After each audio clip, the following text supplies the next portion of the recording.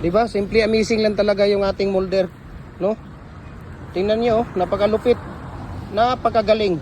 Ayan oh, 4 kaagad. Wow. 'Di ba? Wow talaga.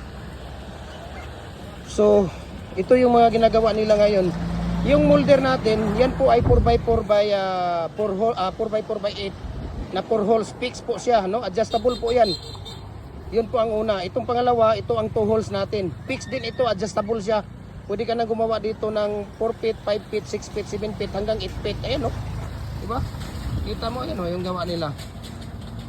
So, lifetime na gamit nyo na po ito, no? 4mm po yung steel plate na ginagamit natin. 4mm. Minsan na 5mm, minsan 4.5, 3.5, 4mm, no? Pagka walang available. Ayan, no? Diba? Napakalupit, napakagaling po, no? So ngayong araw, ito po yung ginagawa nila, no? I-follow niyo yung ating YouTube channel.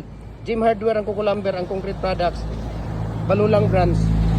At saka yung ating Facebook page, Jim Hardware ang Kukulamber, concrete products. Balulang brands, Jim Hardware ang Kukulamber, concrete products. And ito ang brands, Tripoli and Kukulamber, ang ating personal Facebook account, Felix Tan Pagikan Jr.